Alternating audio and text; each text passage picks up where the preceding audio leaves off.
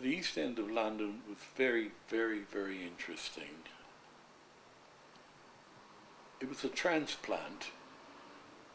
I mean, it could have been Le Marais in Paris, it could have been Warsaw, it could have been Lower East Side, it could have been anywhere. It was a segregated, encapsulated group of people with a very strong sense of community, naturally intercommunal strife. My main recollection of it, and it's a very pleasant set of memories. Nostalgia is not always painful. You know, algia means pain, nostrum of the past. It's nostalgia. My son call it nostalgia. But my main recollection of it is how permanent it seemed. I mean, the institutions had been there like forever. I mean, when you're 19 or 18 or 17, when I was growing up, 25 years was unimaginable. And my age now, getting on for 90, it's yesterday. Everything is yesterday, because all memories become monoplanal. You know, they all line up as though they're all yesterday. But it seemed permanent. The institutions, the buildings, the people. It seemed like it had been forever, and it would last forever. And if anything characterizes my memory of London, what it meant, at least the East End of London, it is the impermanence of the Jewish situation. You know? The only thing which is permanent and transcendent is Judaism itself. Where we happen to be at a part in time in history is incidental, coincidental. But while you're there, it looks permanent. That's also true of Israel. We live on a precipice. I've lived here now for 48 and a half years. And we've been threatened from the day we came. Now, being Jewish in a Gentile world, whether you're talking about a community or a country, you're always threatened by the outside. The Gentiles don't like us, they reject us, they hate us, they need us, they're jealous of us, etc., etc. But we're always in a state of tension with them, are we not? Always.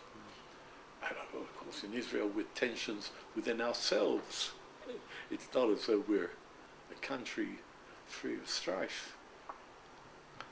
But the East End was interesting because it was full up of energetic, talented, impatient people. They had no time, they wanted to get on. And it was a meritocracy. To get out, to get into orbit, you needed, as the force of a rocket, to get out of orbit, into the stratosphere, into success.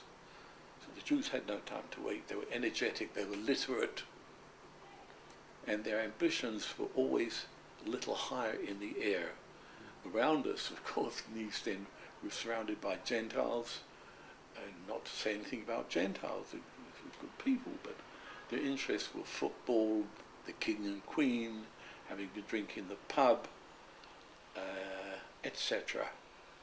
And the Jews had ambition, or ambitions for their children, and there were very, very hard times. I mean, I remember vividly, my memory is acute. My first memories when I was 3.5, went to school because I realized now that I had a disorder which is called attention deficit hyperactivity. They couldn't do anything with me, so my mother persuaded the local school to take me in the 5-6-year-old class when I was 3, so I was always ahead of the game. And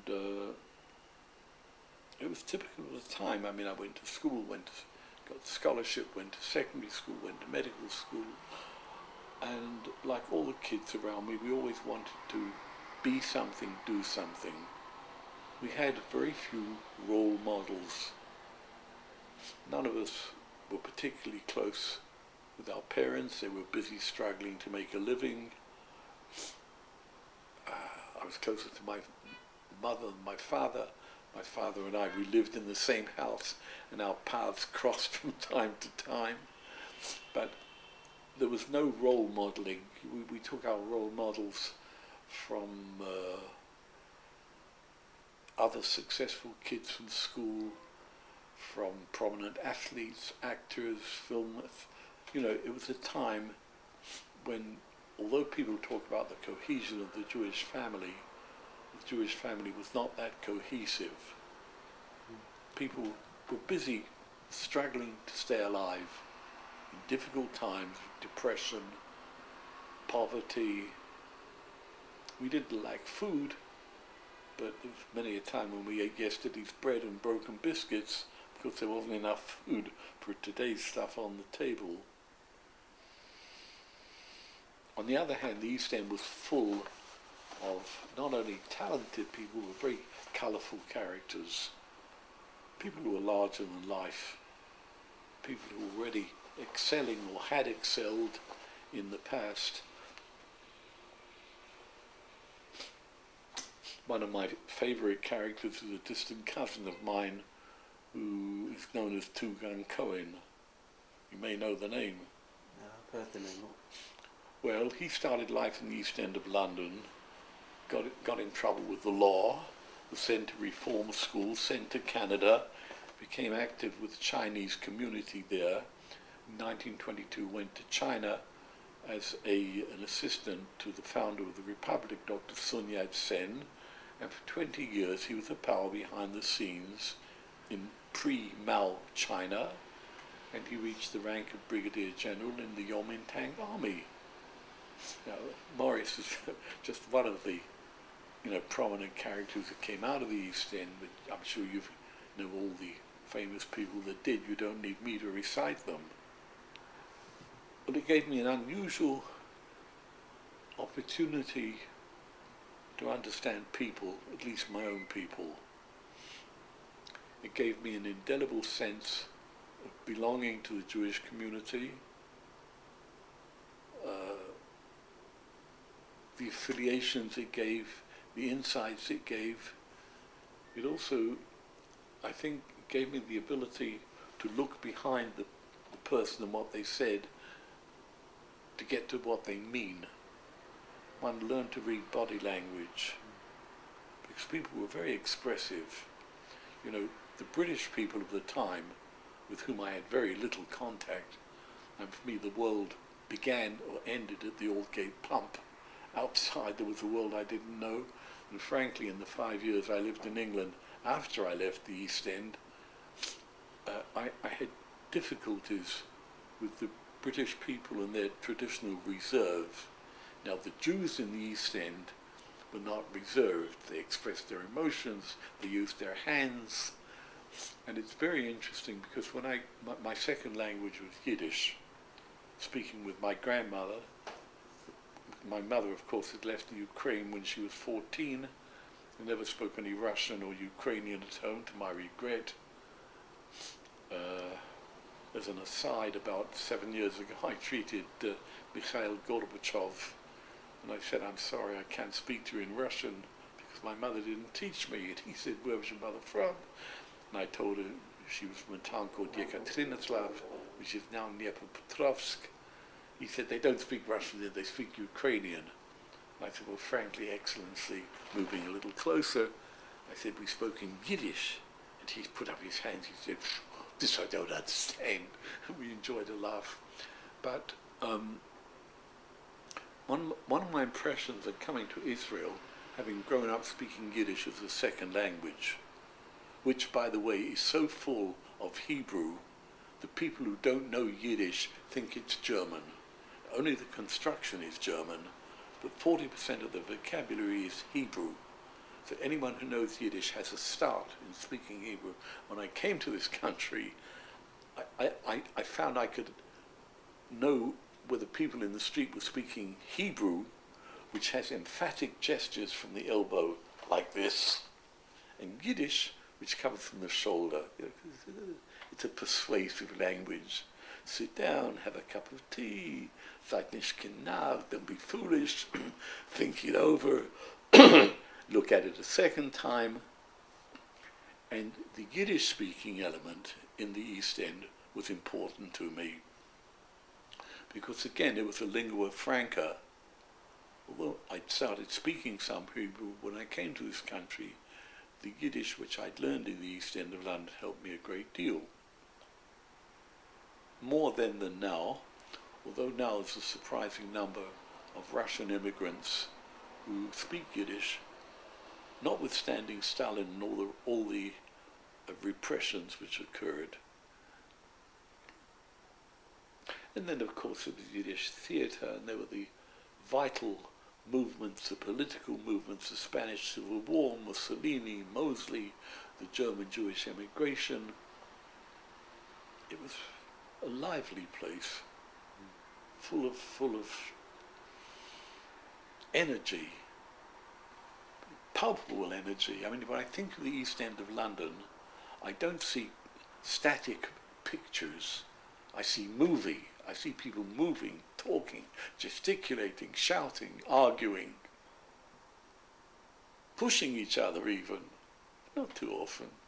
You know, Zadnish Kinar. You know how it is. I think it was a wonderful upbringing for a kid. I wouldn't have changed it. And I would rather have that than the traditional, if you'll forgive me, British education. I was always made conscious when I got out into the English world of being Jewish in a very not nice way. And the East End and my own inner self, my inner skeleton, the Jewish inner skeleton of myself, my spiritual skeleton, was enough for me to withstand some of the anti-Semitic taunts which I had.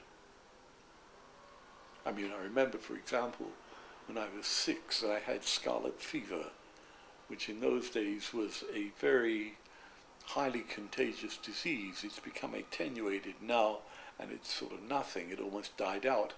But in those days, a kid was sent to an isolation hospital, and the nurse took a swab from my nose, and it hurt, and I cried, and she said, "All Jews are cowards." I mean, to a 6-year-old. Frankly, until that point, I don't think I knew that there were people in the world who were not Jews. But my first contact, my very first at the age of 6, was being told that Jews are cowards. My first day in medical school, when 6 of the students were standing, dissecting a cadaver, a corpse, which is a revolting enough sight in any case, one of my colleagues standing at the head of the corpse said to his fellows, knowing full well who I was and what I was, "Oh, great thing this morning I saw. 3 busloads of Yids being taken off to the Isle of Man." You know, the British interned the German and Austrian Jewish aliens.